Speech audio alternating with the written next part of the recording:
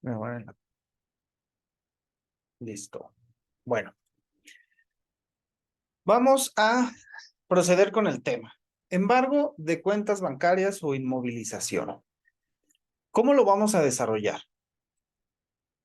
Vamos a partir de tres puntos importantes que van a ser las causas y los motivos por los cuales pueden inmovilizarnos o embargarnos una cuenta bancaria, quiénes pueden ordenarlo, cómo vamos a proceder ante esta inmovilización o embargo de cuentas bancarias, y obviamente algunas recomendaciones con base en cuestiones que establece la ley, con base en nuestra experiencia y con base también en charlas que hemos tenido incluso con personal del SAT, con personal que trabajó en su momento en la UIF, con abogados especializados y también personal que ha trabajado o trabaja como oficial de cumplimiento en algunas instituciones financieras o bancos.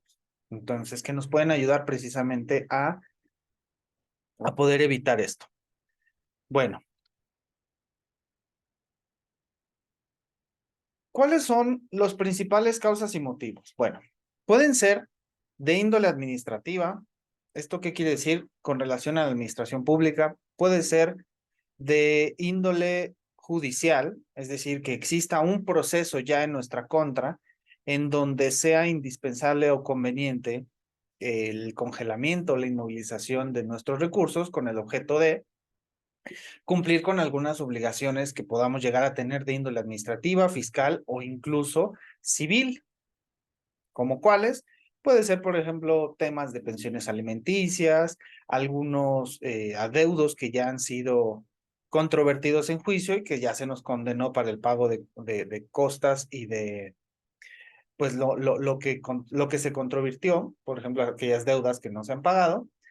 Sin embargo, nosotros nos vamos a enfocar principalmente en tres, que son las relacionadas a la autoridad fiscal, que podría ser el SAT, las relacionadas a la unidad administrativa ya denominada Unidad de Inteligencia Financiera, que es la que básicamente se encarga de vigilar y de realizar todos los procesos necesarios para la investigación y el análisis de posibles delitos, bueno, de posible comisión de delitos relacionados ya sea a temas de lavado de dinero, financiamiento al terrorismo, ¿vale? Y de otra forma también podemos encontrar que pueden ser cuestiones con relación a nuestras actividades en los bancos donde tenemos aperturadas nuestras cuentas. Sin embargo, vamos en este orden. De forma precautoria, ¿cómo puede suceder esto o por qué puede suceder esto? Esto lo encontramos nosotros establecido principalmente en el artículo 40 del Código Fiscal de la Federación. ¿Qué señala este artículo 40? Palabras más, palabras menos, establece que las autoridades fiscales van a poder emplear medidas de apremio que se indican a continuación cuando los contribuyentes, los responsables solidarios, por ejemplo, socios o accionistas, o terceros relacionados con los contribuyentes, impidan de cualquier forma o por cualquier medio el inicio o desarrollo de sus facultades, observando estrictamente el siguiente orden. Ahorita lo vamos a señalar. ¿Y a qué facultades nos estamos refiriendo? ¿O por qué podrían llegar el SAT, por ejemplo, a ordenar de manera precautoria, con base en este artículo 40 del Código Fiscal de la Federación, que se inmovilice nuestra cuenta? Ojo, hago un paréntesis porque esto no lo definí y es indispensable que lo podamos definir antes de continuar. El embargo de cuentas y la inmovilización de cuentas, si bien puede parecer lo mismo, no son lo mismo porque no derivan del mismo acto. Y es conveniente que lo tengamos como de índole general o para su estudio. La inmovilización de cuentas se establece de cierta forma como un tema más preventivo, reputacional o por algo que se sospecha que se está llevando a cabo. Me explico y lo vamos a detallar ahorita. Si de repente tienes operaciones inusuales en tu cuenta, el propio banco puede inmovilizarla. ¿Para qué? Pues para evitar que ya, si se está haciendo algo raro, por ejemplo, si te asaltaron, te robaron el teléfono y están mandando el envío de tu dinero a otras cuentas, se inmoviliza. Les pongo un ejemplo, a mí me sucedió no hace mucho, tenía una cuenta en un banco, bueno, tengo una cuenta en un banco donde casi no lo usaba, realmente esa cuenta yo la saqué para en su momento poder tener la tarjeta de crédito, bueno, es Banamex, ya saben que todas las preventas de conciertos y todo eso, pues es a través de sus ventas de tarjeta de crédito, entonces yo saqué en su momento esa cuenta para que me pudieran dar la de crédito, pero al final pues, ni me interesó, ya dije, ya ni la necesito, pero dejé la cuenta y casi no lo usaba, sin embargo, determinado momento, pues la empecé a usar con mayor fluidez y en una ocasión, pues junté una cantidad algo considerable, 30, 40 mil pesos que fui juntando y la quise mandar a una cuenta de ahorro que yo tengo, de estas cuentas de inversión que ya hablamos en su momento en la charla de las inversiones. ¿Qué sucedió? Pues se bloqueó la cuenta, se inmovilizó. Ya cuando pedí información al respecto, pues simple y sencillamente fue porque el banco de manera preventiva o precautoria consideró que pues como esa cuenta no lo usaba y de repente quise hacer un retiro de una cantidad alta con relación a mi perfil transaccional, pues se bloqueó. ¿Qué fue lo que hice? Acudí al banco, hice las aclaraciones y listo. Esto es una inmovilización, esto es un congelamiento, por así decirlo, de manera preventiva. El embargo, a diferencia, es porque ya existe una resolución en nuestra contra, ya sea por un juzgado, como les comentaba, un tema de pensión alimenticia o un tema civil, o porque debemos un crédito fiscal al SAT y pues nos hemos hecho de la vista gorda, o a lo mejor no nos hemos hecho de la vista gorda por querer, sino sin querer queriendo, diríamos, en algún momento, porque a lo mejor todo nos lo notificaron por buzón tributario, nunca revisamos nada, y de repente la autoridad dice, pues yo ya le mandé los avisos, no me contesta, ya se pasó el tiempo para que controvierta el crédito fiscal, pues ya me debe, ya es firme, le embargo la cuenta. Es decir, lo hace para garantizar lo que aparentemente le debemos. Entonces, esa es una de las diferencias. Con relación a lo que acabo de comentar, cerrando el paréntesis, viene lo del artículo 40, que sería prácticamente una especie de inmovilización de forma precautoria, no necesariamente embargo, porque todavía no hay un crédito fiscal determinado. ¿Y por qué se puede dar con relación al artículo 40?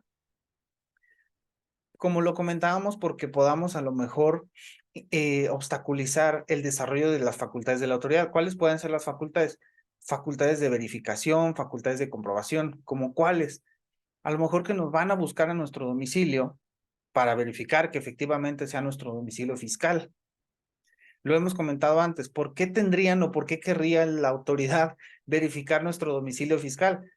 Porque a lo mejor yo tengo mi domicilio fiscal, no sé, en Aguascalientes, y todos mis gastos y todas mis facturas y todos mis CFDIs de ingresos son en Campeche.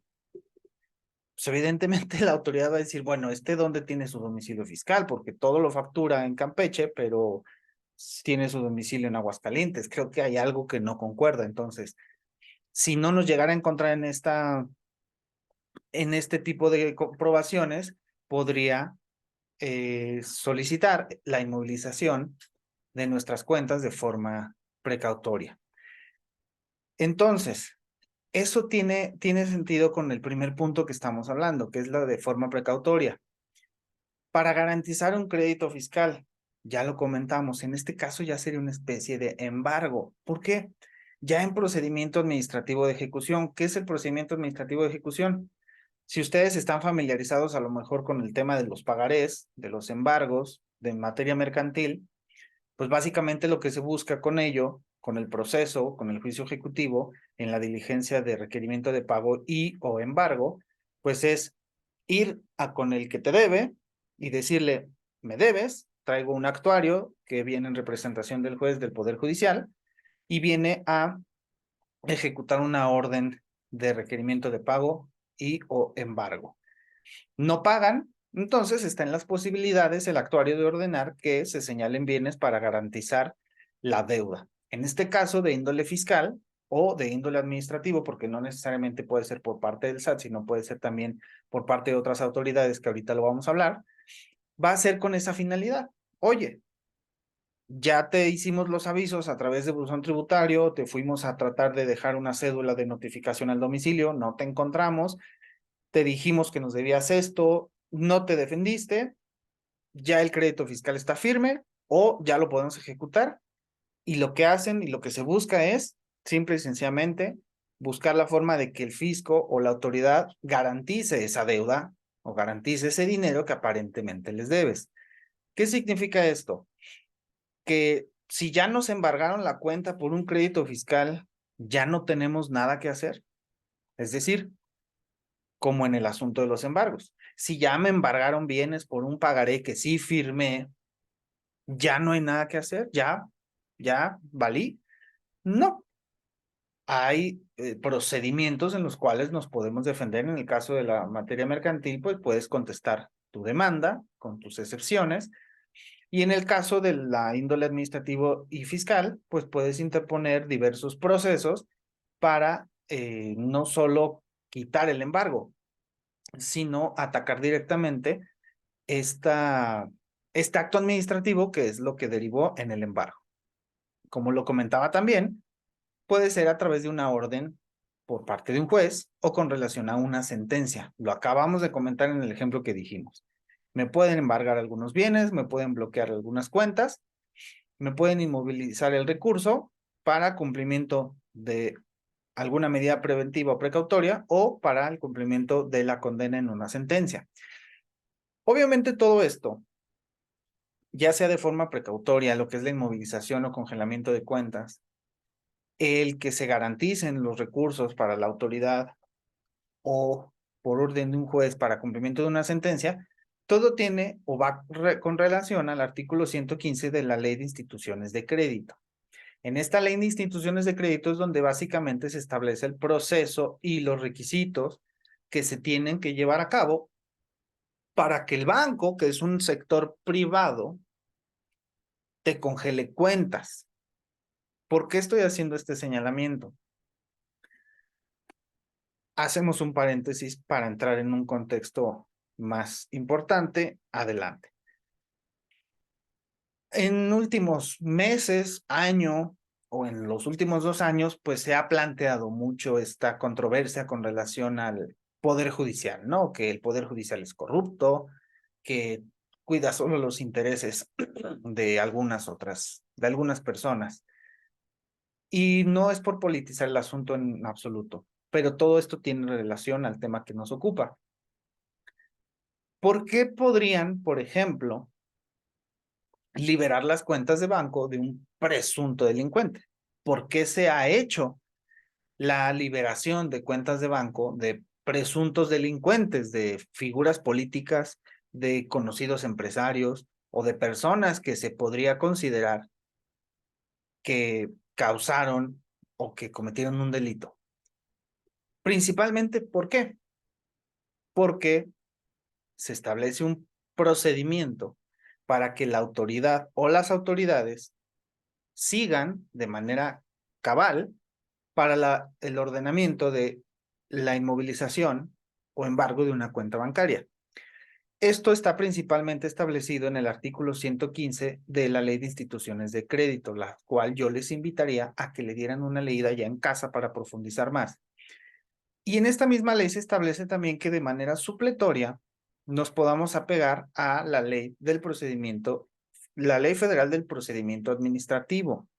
¿Por qué?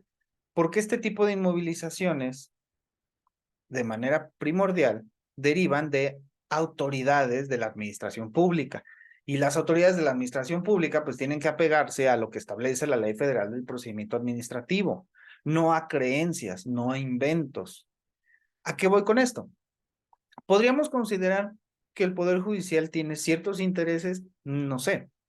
Habría que revisar, finalmente, por qué se liberó o por qué se congeló la cuenta. Les pongo un ejemplo.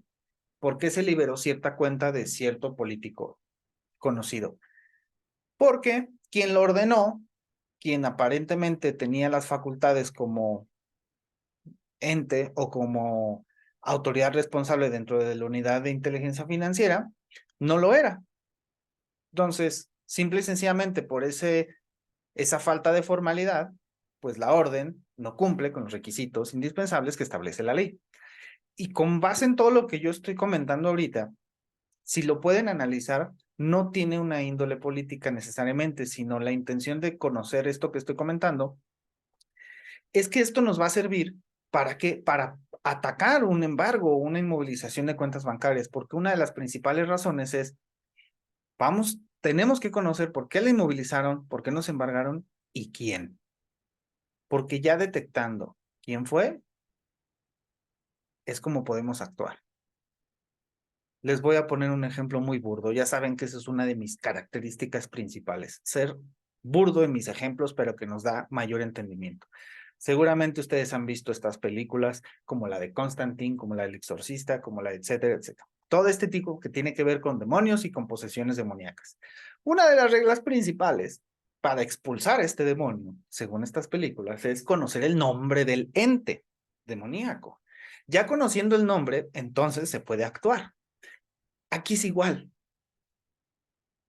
Tenemos que conocer cuál es el ente, en este caso, la autoridad, y cuál fue el motivo por el cual nos embargaron la cuenta. Entonces, ya sabiendo cuál es el demonio, entre paréntesis, SAT, WIF, IMSS o Infonavit, es como podemos actuar. Entonces, eso nos va a permitir pasar en su momento a lo que sigue. Y como último punto de las causas y motivos, por operaciones inusuales relacionadas a prevención de lavado de dinero y financiamiento al terrorismo por parte del propio banco. Yo les comenté ahorita un ejemplo que a mí me pasó con Banamex. Hubo una actividad inusual, la inmovilizaron, se hizo la aclaración y listo. ¿Vale? ¿Por qué hago una particularización en este último punto con un asterisco donde yo señalo que no procede el amparo, señalo una tesis, cuando deriva de operaciones inusuales superiores inicialmente a 150,000 pesos? ¿Por qué?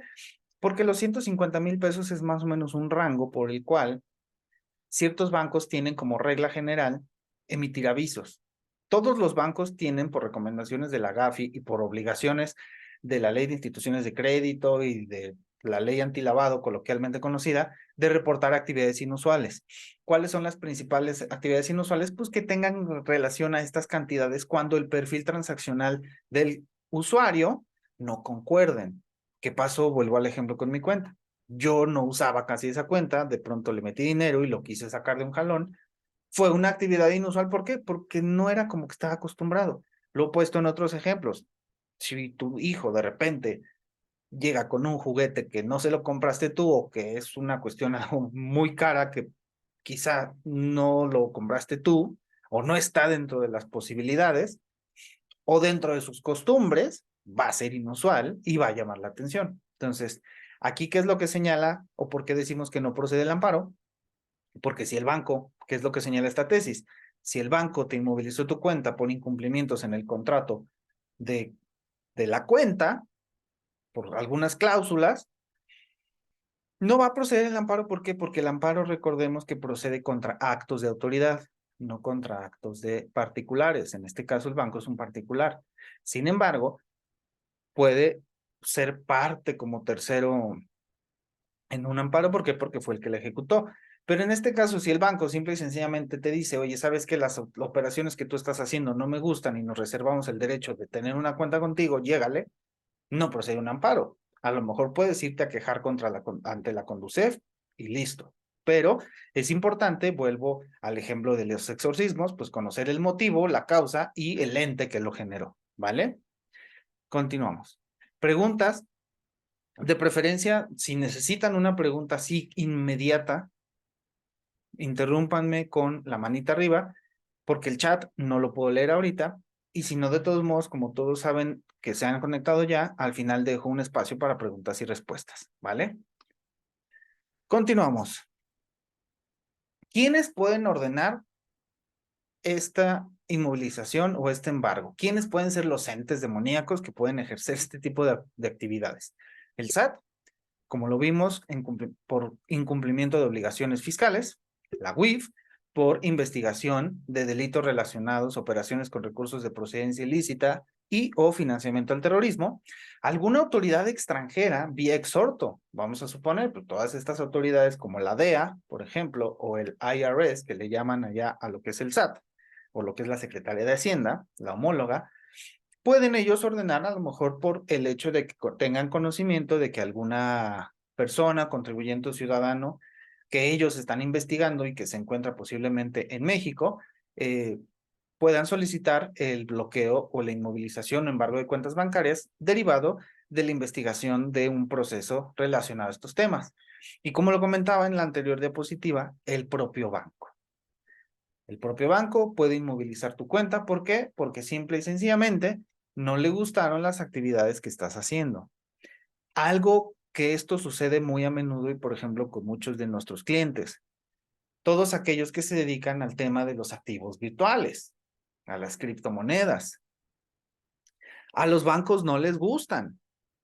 Y es algo que a mí me parece raro porque en el tema de las criptomonedas muchas personas pensarán es que eso no está regulado. Y yo les diría sí y no. Y hacemos un paréntesis, no es el tema que nos ocupa, pero aquí sucede mucho esto. No está regulado en tema fiscal, es decir, no está regulado puntualmente para índole fiscal cómo pagar impuestos por el uso o manejo de criptomonedas. Eso sí, no está regulado. Y nosotros nos apegamos y aconsejamos a través de distintos videos y asesorías apegarnos a diversas figuras homólogas como podría ser la enajenación de bienes como activos virtuales intangibles para la declaración del impuesto. Listo. Va. Pero para temas de prevención del lavado de dinero, que son temas que ve, por ejemplo, la UIF y en los cuales están inmersos indiscutiblemente los bancos, sí está regulado, señores y señoras, y señoritas y señoritas. Sí está regulado. ¿Dónde está regulado? Principalmente en el artículo 17, fracción 16 de la Ley Federal para la Prevención y Persecución de recursos de operaciones con recursos de procedencia ilícita, denominada coloquialmente Ley Antilavado. Es decir, no entiendo por qué los bancos, bueno, sí entiendo, sí sé por qué, por un tema reputacional, ahorita me explico, pero no entiendo por qué los bancos le tienen tanto miedo a las autoridades si no está prohibido y si está regulado. ¿A qué me refiero? En el tema de activos virtuales, la única puntualización que se tiene dentro de la ley es que cuando supere cierto umbral, quienes estén obligados a lo que establece puntualmente la ley, tienen que presentar un aviso de que tu cliente o usuario superó ese monto. No dice que le congeles la cuenta, no dice que lo saques de tu banco, simple y sencillamente dice, si tu usuario o cliente ya superó este monto, nada más avísame y ya. Pero a los bancos no les gustan las operaciones con activos virtuales y mayormente las congelan. ¿Qué vamos a dar de recomendaciones? Al final. Entonces, todo esto, ¿quiénes pueden ser los entes que comentábamos?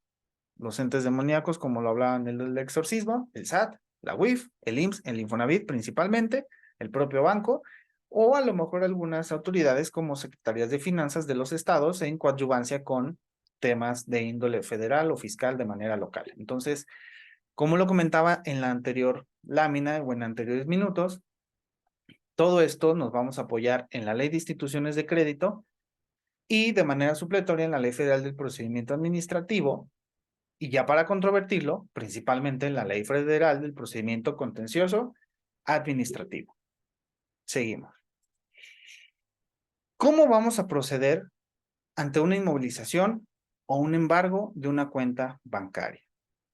Como lo comentábamos, tenemos que identificar el motivo del bloqueo y quién la bloqueó. Ya que lo tenemos identificado, que es lo primordial, vamos a poder plantear una estrategia para actuar, ¿vale?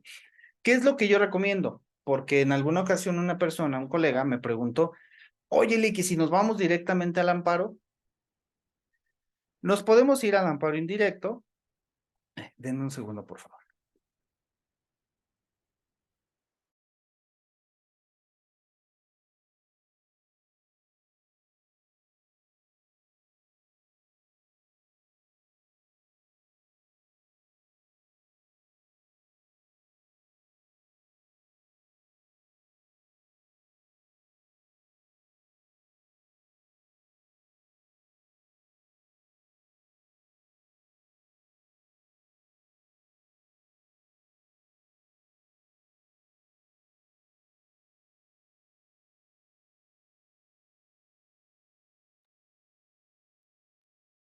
Listo, una disculpa. Pequeño error técnico, pero ya.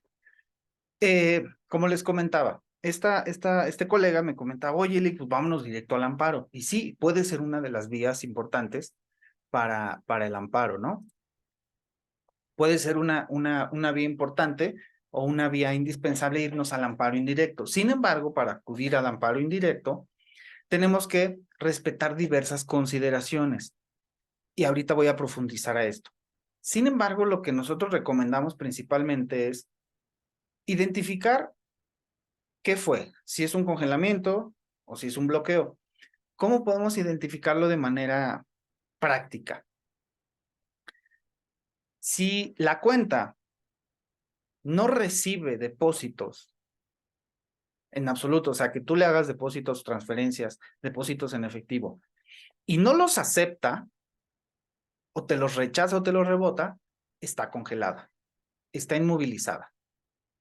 Si la cuenta sí los recibe, pero no puede sacar el dinero, generalmente es porque está solo embargada. Ya dijimos la diferencia. Una inmovilización o un congelamiento puede tener relación con un tema preventivo, precautorio, o por un tema de una persecución de algún posible delito, y un embargo es porque ya existe un derecho afectado a la autoridad y por eso lo están haciendo. Entonces, así es como podemos identificar de qué podría tratarse.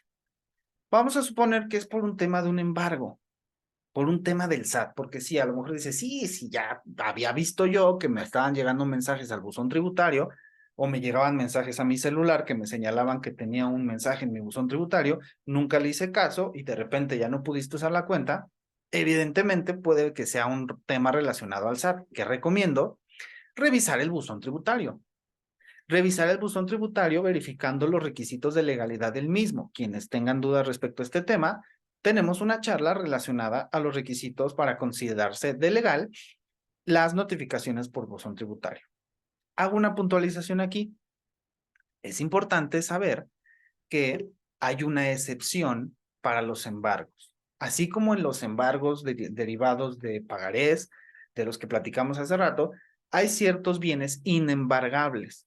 En el caso que nos ocupa, es imprescindible o es necesario saber que los sueldos y los salarios son inembargables hasta cierto monto. Es decir, que si me embargan mi cuenta de nómina, de donde subsisto y con lo cual pago mis cuestiones vitales, esto entra como excepción para el embargo y esto está establecido en el artículo 157 del Código Fiscal Federal. Entonces, voy a analizar cómo voy a proceder derivado de esto. Por ejemplo, ¿por qué señalo que mejor vayamos primero al buzón tributario y no directamente al juicio de amparo? Porque, ojo, el juicio de amparo única y exclusivamente tiene el objeto de salvaguardar nuestras garantías o nuestros derechos humanos frente a autoridades administrativas. Es decir, el amparo indirecto muy posiblemente lo único que logre es el descongelamiento de las cuentas, nada más. ¿Por qué? Porque se violentaron nuestros derechos humanos a través de vicios de forma en un proceso. ¿Cuál? En el proceso que se establece en el artículo 115 de la Ley de las Instituciones de Crédito y los procesos relacionados al artículo 14 y 16, principalmente de la Constitución, y todos aquellos procesos o artículos relacionados al actuar de la administración pública con relación a la Ley Federal del Procedimiento Administrativo. ¿Esto qué quiere decir? Que el amparo solo va a levantar el bloqueo. Sin embargo, si traemos un crédito fiscal, si traemos un proceso penal por lavado de dinero ya en nuestra cuenta iniciado, evidentemente tenemos que hacer algo al respecto con relación a eso. Entonces, por eso yo le comentaba a este colega, podemos irnos al amparo indirecto, sí, pero el amparo indirecto lo único que podría llegar a lograr es quizá desbloquear la cuenta, si procede, y dos, única y exclusivamente conocer a ese demonio. Pero si conocemos al demonio y no nos conocemos los conjuros, pues vamos a perder tiempo. ¿Por qué? Porque a partir de ese momento empieza a correr el término, por ejemplo, para el juicio de nulidad. En el caso del amparo, pues a partir de que interpones el amparo, quizá te otorgan la suspensión provisional para el levantamiento del embargo, pues también vas a ser conocedor del motivo por el cual te congelaron la cuenta. ¿Por qué?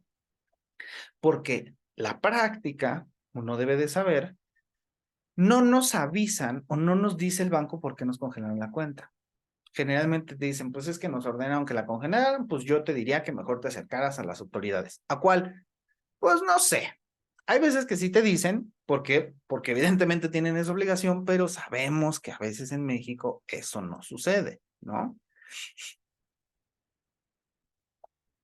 Ahora, en el juicio de nulidad, ¿lo podemos utilizar el juicio de nulidad? Depende de qué, del origen del embargo. Como les comentaba, si tiene que ver con un crédito fiscal, vamos a acudir indiscutiblemente al juicio de nulidad o recurso de revocación, pero si lo que nos interesa es el bloqueo, podemos levantarlo. Ahora,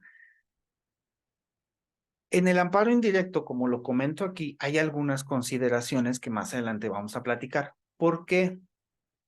Porque hay un principio de definitividad dentro del amparo como causal de improcedencia. ¿Qué significa esto? Que el amparo está hecho, vamos a suponer, de manera como final, ¿no? O sea, están varios procedimientos que se tienen que agotar de manera inicial. Sin embargo, hay algunas excepciones. Voy a poner otro ejemplo. Yo vivo en la casa de mis abuelos, ¿sí? Y quiero hacer un fiestón loco. Pues yo podría irme directamente con mis abuelos y decirles, oye, abuelos, pues quiero hacer aquí la fiesta. ¿Y por qué me voy directamente con mis abuelos? Pues porque es su casa, ¿no? Pero posiblemente mi abuelo, mi abuela me diga, no, ¿sabes qué? Yo sí te doy permiso, pero no podemos constituir este permiso hasta que te den permiso tus papás. ¿Por qué? Porque ellos son tus papás y de cierta forma tenemos que seguir cierta línea. Eso se podría definir como un principio de definitividad. Tenemos que agotar primero el permiso de mis papás y luego con el de mis abuelos. Ya si tu papá o tu mamá se pone con que pregúntale a tu mamá, pregúntale a tu papá, que eso puede suceder en diversas autoridades, ya es un tema. Pero con relación a esto hay algunas excepciones. ¿Cuáles pueden ser estas excepciones? Pues cuestiones que puedan poner en peligro la vida o la libertad, ¿no? En este caso, ¿el embargo de una cuenta bancaria puede poner en peligro mi vida o mi libertad? Posiblemente no. ¿De qué depende?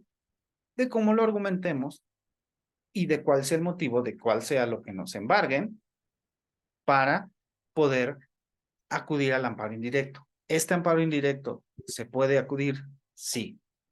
A pesar de que haya tesis, hay jurisprudencias donde señalan que se tienen que agotar diversos principios, pero quienes somos abogados debemos de conocer que cada caso es un caso particular. Y también todo depende de cómo lo establezcamos y lo manifestemos nosotros en nuestra demanda de amparo indirecto. ¿Vale? Entonces, no aplican todos. No es como una regla general. ¿Vale? Tenemos que adecuarnos a diversas consideraciones dependiendo el motivo por el embargo o el congelamiento de cuentas bancarias. ¿Vale? Con relación al juicio de nulidad, bueno, nos vamos a pegar principalmente a la Ley Federal del Procedimiento Contencioso Administrativo. Son 30 días hábiles a partir de que se conoce y tenemos que agotar. ¿Esto con qué objeto? Con atacar el acto administrativo que derivó en el congelamiento. O bien, si es un proceso penal, pues tenemos que acudir ante las instancias penales para podernos defender. Pero en este caso que nos ocupa es la índole administrativa fiscal. Y agotar el procedimiento, en su caso, de lo que está establecido en el artículo 116 bis 2 de la Ley de Instituciones de Crédito o llamada Ley de 10. Ahorita les explico por qué. Bien. Por el amparo indirecto, ¿qué consideraciones podríamos utilizar a nuestro favor o tenemos que conocer para tomar en cuenta si nos podemos ir al amparo indirecto? Primordialmente, ¿por qué? Porque sabemos, quienes están familiarizados con el procedimiento administrativo contencioso, la ausencia de una suspensión en el acto reclamado o el tiempo o la eficacia de la suspensión del acto reclamado muchas veces no nos brinda los derechos que se nos están violentando, que son nuestras pertenencias y que todo sea llevado a cabo bajo una orden judicial, que es una autoridad competente. Entonces, si el juicio de nulidad o el recurso de revocación, por ejemplo, o el proceso establecido en el artículo 116 bis 2 no logra paralizar o eliminar los efectos del bloqueo de cuentas en una vía ordinaria, procede excepcionalmente el amparo indirecto para lograr una medida cautelar efectiva. ¿De qué depende? Como les comento, de la circunstancia, del motivo y que lo transmitamos de manera correcta, en este caso, al juez de distrito que va a resolver nuestro amparo indirecto. ¿Cuál puede ser una segunda causa o una segunda consideración? La falta de eficacia y dilación procesal del juicio administrativo. ¿A qué me refiero con esto? Si me embargaron mi sueldo y mi salario y es el único dinero con el que puedo disponer para subsistir, evidentemente hay una causal de urgencia. Me voy al juicio de nulidad, pues se tarda 3 semanas a lo mejor en que me admitan y me concedan la suspensión para que se liberen las cuentas. Son 3 semanas, 2 semanas. El amparo indirecto evidentemente generaría una herramienta más inmediata para poder obtener por lo menos el mínimo vital para mi subsistencia. Que comentamos aquí que este juicio, el juicio de nulidad o el recurso de revocación o cualquier procedimiento administrativo que queramos hacer para el desbloqueo de cuentas, suele tardar más tiempo que el juicio de amparo en resolverse. El juicio de 10 son 10 días hábiles para presentar el escrito de aclaración, 10 días de posible prórroga y todavía otros 10 días para que me resuelvan. Y si no me resuelven en esos 10 días, ¿qué? Ya no me la liberaron y ya me morí. Bueno, a lo mejor no me muero, pero tenemos que apegarnos a lo que establece puntualmente la ley. 3, una tercera consideración, que puede existir una carencia de imparcialidad en los recursos administrativos. Por ejemplo, el recurso de revocación o el proceso que hacemos ante la autoridad presentándole pruebas para acreditar la legal procedencia del recurso. ¿Qué significa esto? Pues al final, ¿quién te va a revisar? ¿Quién te resuelve el recurso de revocación? La misma autoridad. ¿Quién te resuelve si las pruebas son idóneas o no ante el proceso de 10 para aportar las pruebas? La propia UIF. Evidentemente estamos ante una parcialidad. ¿Por qué? Porque ellos son juez y parte. Entonces, lo que se busca a través del Poder Judicial de la Federación, a través de la figura del juicio de amparo, es una resolución imparcial. Entonces, si nos encontramos ante este tipo de situaciones, puede ser una excepción. Otra, cuando en el bloqueo de las cuentas no exista razón fundada o un crédito fiscal determinado, es decir, que simple y sencillamente nos las congelaron. ¿Por qué? Por chingar. Discúlpenme el inglés, pero eso es muy común. Ahora que se vienen tiempos electorales, pueden ver, y bueno, evidentemente habrá quienes no estén familiarizados con esa situación y van a pensar, es que le desbloquearon la cuenta porque seguro el Poder Judicial es corrupto, y era lo que hablaba hace rato. No, porque posiblemente no había una causa fundada, ni siquiera un crédito fiscal determinado, ni siquiera una investigación, por lo tanto no hay un motivo por el cual me pudieron congelar la cuenta. Por lo tanto, al no estar claro el origen y la causa del bloqueo, se estaría frente a un acto arbitrario e ilegal que amerita la protección inmediata del amparo. Concluimos con esta parte. Depende de cómo lo transmitamos en nuestra demanda de juicio de amparo indirecto y cómo sea la causa, motivo, circunstancia que nos esté afectando. ¿Vale? Continúo. En el juicio de nulidad, ¿cuál es el juicio de nulidad que nos tenemos? Digo, el juicio de nulidad, ¿ante qué nos vamos a ir en el juicio de nulidad? Evidentemente, por el acto por el cual nos están embargando la cuenta, por ejemplo, un crédito fiscal. ¿Qué vamos a alegar en el juicio de nulidad? Principalmente, pues que desconocemos el acto. Aunque a veces lo conozcamos, sabemos, quien está familiarizado en este caso, que muchas de las veces por cuestiones de falta de formalidad en los procesos de notificación, podemos alegar el desconocimiento del acto, señalamos la autoridad a quien se le atribuye el acto y acreditamos la ejecución. ¿Cómo vamos a acreditar la ejecución? Pues anexando como pruebas dentro del juicio de amparo, en el juicio de nulidad o en los demás de índole administrativa, la ejecución del acto. ¿Cómo? Pues principalmente que es mi cuenta, con algún estado de cuenta, con el contrato, hay que acreditar el interés jurídico. Y una ejecución, pues a lo mejor el oficio del banco en donde nos dicen que se inmovilizó la cuenta. Eso puede ser una prueba idónea. ¿O cómo? Presentas o haces una transferencia, un capturazo de pantalla te puede servir, si bien no es una prueba plena, pero puede ser una prueba indiciaria que acompañada con otras pruebas puede tener valor probatorio pleno y te va a ayudar a poder acreditar los hechos. ¿Qué es lo que se tiene que hacer? Obviamente, cuando nosotros alegamos este desconocimiento del acto y este desconocimiento incluso de la autoridad, porque quizá no sabemos si es el IMSS, el Infonavit o el SAT, pues tenemos que estar preparados para atacar las notificaciones en ampliación. Por eso, yo le comentaba al colega que es importante primero revisar el buzón tributario porque a lo mejor ya tenemos todo ahí. Y si ya tenemos todo ahí y lo podemos revisar de manera previa para ver si le falta algo, podemos ir preparando una defensa para no estar a la carrera dentro de los 10 días que establece la Ley Federal del Procedimiento Contencioso Administrativo para ampliar la demanda, ¿vale? Y obviamente, lo que tenemos que atacar es la resolución que derivó en la inmovilización. No solo vamos a atacar el embargo o la inmovilización, tenemos que atacar lo que originó eso, el crédito fiscal o cualquier otra situación que tenga relación a esto. Y evidentemente, solicitar la suspensión del acto, ¿para qué? Para que se levante el embargo. ¿Por qué? Porque muchas veces sucede y tiene que ver con la garantía del interés fiscal, que a lo mejor en determinado momento nos enteramos que nos están embargando por un crédito fiscal de 100,000 pesos, 2 millones de pesos. Y a lo mejor en mi cuenta de banco tenía 3 veces esa cantidad. Si bien la ley establece que solo nos deben de embargar o inmovilizar en el caso de embargo de manera para garantizar la cantidad que se supone que se debe, pues la realidad es que el banco te bloquea todo y la autoridad te bloquea todo. Entonces, dentro de este juicio y dentro también del juicio de amparo indirecto, lo que tenemos que solicitar en su momento es, bueno, si no me vas a conceder que se desbloquee toda la cuenta, por lo menos solo deja bloqueado lo que aparentemente les debo en lo que me peleo si les debo o no.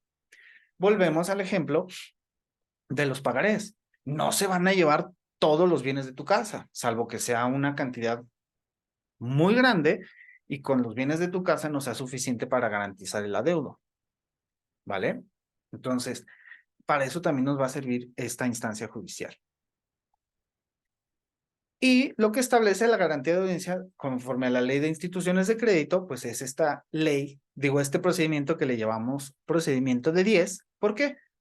Porque cuando esto sucede, lo que podemos hacer es, tenemos 10 días hábiles a partir de la notificación para comparecer ante la UIF, si es la que ordenó, en este caso, la inmovilización de la cuenta, presentando un escrito de aclaración de los hechos, ofreciendo pruebas que desvirtúen o esclarezcan las causas del bloqueo. ¿A qué me refiero? Perdón. Si la UIF y el banco nos hicieron llegar el oficio del por qué nos están congelando la cuenta con relación a qué motivos, tenemos estos 10 días hábiles, perdón, para nosotros ofrecer lo que nuestro derecho convenga con relación a esos hechos que nos están señalando, ¿vale? Este plazo de 10 días lo podemos solicitar que se amplíe. ¿Por qué? Porque a lo mejor no tenemos el acceso a las pruebas de manera inmediata y necesitamos unos días más.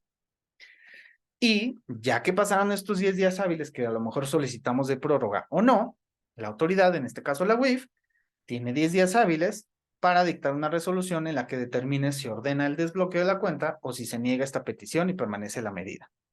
¿Nos la conceden? No, les vale. Generalmente les vale y dicen vete al amparo o vete al juicio. Y en su resolución tienen que establecer indiscutiblemente el proceso a seguir para poder quitar esta figura. ¿Vale? Entonces, son 3 procesos principales. Está el recurso de revocación, pero la verdad ni quise tocarlo porque no vale la pena. Pero como no tiene que ver única y exclusivamente con cuestiones fiscales, nos podemos apegar a ellos. Entonces, dentro de las generalidades y aproximaciones con relación a este tema, son los procesos a los cuales nosotros podemos acceder. Evidentemente, el tiempo no nos da como para poder desarrollar toda una demanda de amparo, como para poder hacer estudio de distintas tesis en las cuales nos hemos apoyado. Sin embargo, yo me comprometo a enviárselas de manera ordenada para que en su momento ustedes de manera particular puedan hacer el estudio de ellas y si gustan puedan apoyarse para sus propios escritos y sus propias defensas fiscales administrativas. Eso con mucho gusto lo hacemos, pero si nos metemos aquí al estudio nos va a dar otra hora y nos gusta respetar esta hora, hora y 15, ¿vale? Recomendaciones, como lo comentábamos al inicio, evitar operaciones inusuales. Hay que apegarnos a nuestro perfil transaccional. Ahora, nosotros se lo hemos dicho a algunos clientes o a personas que hemos asesorado. Si ustedes son conscientes que a lo mejor van a vender su carro o van a vender su casa y les va a caer una cantidad importante, acérquense a su banco y díganles, oiga, acabo de vender mi casa, me va a llegar este dinero para que no se asusten, ¿no? Y ya. Posteriormente, a lo mejor el banco les dice, no, está bien, cuando ya lo hagas, nada más tráeme una copia del contrato de compra-venta o nada más tráeme los documentos que acrediten esa operación y listo, ¿vale? Es un tema reputacional exclusivamente. ¿Por qué? Porque los bancos tienen que cuidar mucho que precisamente dentro de sus instituciones, pues no se lleven a cabo operaciones que puedan considerarse de lavado de dinero o de financiamiento de terrorismo. Entonces, lo que ellos menos quieren, pues es juntarse con gente que se dedique a ese tipo de cosas, ¿vale? Ahora, cumplir con las obligaciones fiscales. Si bien a lo mejor podemos decir, no, bueno, es que le debo al fisco, pues no tengo la lana y no puedo cumplir, pero por lo menos tener las documentales, revisar tu buzón tributario para que si llegara a suceder el bloqueo, pues ya sabes de dónde viene el fregadazo, ya sabes el nombre del demonio para poder actuar a lo Constantine, ¿vale? Es importante, por lo menos si no podemos cumplir a cabalidad, porque es normal y es usual, tampoco somos perfectos, puede haber cuestiones ahí que nos impidan el cumplimiento, pero por lo menos tomar previsiones necesarias para estar en condiciones de actuar, ¿vale? Es también muy conveniente, por ejemplo, para quienes realizan muchas operaciones o que están dentro de actividades económicas relacionadas a actividades vulnerables, que son las establecidas en el artículo 17 de la coloquialmente señalada ley antilavado, pues tener un expediente de sus operaciones. ¿Por qué? Porque si te llegan a bloquear la cuenta y no tienes nada, no tienes pruebas, no tienes forma de acreditar la legal procedencia de ese recurso, pues llama. Entonces, es importante dentro de las recomendaciones que nosotros hacemos es tener ordenado o por lo menos buscar, si bien no vas a tenerlo como todo un Flanders, por lo menos saber dónde está. Si no tienes el expediente armado en tu archivero, todo, por lo menos saber dónde está. Y es conveniente, por ejemplo, también que vayan guardando sus estados de cuenta, porque muchas veces nos llega el correo y dicen, ay, vale madre, y lo borro. Cuando hay una inmovilización, no puedes hacer nada con tu cuenta bancaria, no puedes ni siquiera bajar tu estado de cuenta. Y si tú vas al banco y lo pides, no te lo dan. Y a lo mejor el contrato que te dieron lo tiraste porque dijiste, ¿qué chingón me sirve? Y lo tiraste y lo mandaste al diablo. Entonces es conveniente tener este tipo de expedientes, ¿vale? Y en temas de activos virtuales o en temas generales, pero principalmente en temas de activos virtuales, pues no le digan al banco que se dedican a eso, coménteles que se dedican a operaciones de e-commerce, se dedican a temas que son informáticos, que tienen que ver con temas del internet, con temas de plataformas digitales, etcétera, pero pues a pesar, no está prohibido, pero pues es mejor, ¿para qué hacer alarde? No necesariamente hacer eso. Ahora, si se van a, por ejemplo, quienes se dedican al P2P, pues que no les pongan en el concepto de sus transacciones para criptos, por ejemplo, ¿no? O cuestiones que tengan que ver. Ya dijimos en algunas otras ocasiones, o lo hemos dicho en videos, que los conceptos no tienen nada que ver o no importan para el SAT o la WIF, porque al final pues es un concepto, es interno, pero para el banco sí, porque el banco es el primero que lo ve. Entonces, si el banco ve que te mandaron 200,000 pesos y le ponen ahí que es para criptos, te va a generar un lío. Que otra de las cuestiones, pues es conveniente tener el dinero, por lo menos si tenemos No estar solamente metiendo dinero, sacarlo, metiendo dinero, sacarlo, meterlo dinero y sacarlo, o sea, todos los días. ¿Por qué? Porque hay muchas personas, no necesariamente en temas de activos virtuales, hay muchas personas que se dedican, por ejemplo, no sé, a la compraventa de autos, pues que cobran el dinero, lo meten y al otro día a lo mejor ya lo sacaron, o lo meten y lo sacan en 2 horas porque, pues, porque nada más querían el registro en el estado de cuenta. Eso puede ser una operación inusual que te puede generar un bloqueo de cuentas, ¿vale? Y algunas otras, bueno, portarse bien. Creo que esa no tiene mucha más explicación, ¿no? ¿Qué otras recomendaciones? Bueno, estudiar estos temas, adentrarse en todas las consideraciones que se han llevado a cabo en algunas sentencias, como les comento, se las voy a compartir, se las voy a mandar para que las estudien de manera tranquila y ordenada y posteriormente podemos retomar este tema y lo volvemos a comentar con mucho gusto. Y bueno, pues como ya estamos, mira, bien puntualitos. Quienes no tengo el gusto de conocerlos o quien no me conocen, mi nombre es Miguel Ángel Morales Rodríguez, yo soy licenciado en Derecho por la Universidad Autónoma de Aguascalientes, tengo una maestría en Impuestos y una especialidad en Prevención del Lavado de Dinero por el Instituto Nacional de Ciencias Penales, INACIPE, adscrito a la Fiscalía General de la República. Les dejo mi correo, es miguel.morales@moralasesores.mx y nuestros WhatsApp, el 904-8590 es el WhatsApp del despacho y el WhatsApp particular, que también se utiliza para el despacho, es el 5621-027080. Tenemos oficinas físicas en la ciudad de Aguascalientes y en la Ciudad de México. Sin embargo, podemos atenderlos de manera virtual en lo que podamos ayudarles, en lo que sea necesario. Podemos colaborar con ustedes, ayudarlos en defensa fiscal, temas de impuestos, etcétera, etcétera. Asimismo, me gustaría invitarlos a que quienes no nos conocen en redes sociales nos sigan como Moral Defensa del Contribuyente. Estamos en YouTube, en Instagram, en Facebook, en TikTok como Moral Defensa del Contribuyente. Aquí está mi correo particular, está el correo del despacho y nuestros teléfonos. Agradezco nuevamente su participación. Como les comentaba, son aproximaciones, son generalidades. Voy a dejar el micrófono abierto para que puedan hacer todas sus consultas, comentarios, quejas o sugerencias y voy a dejar de grabar.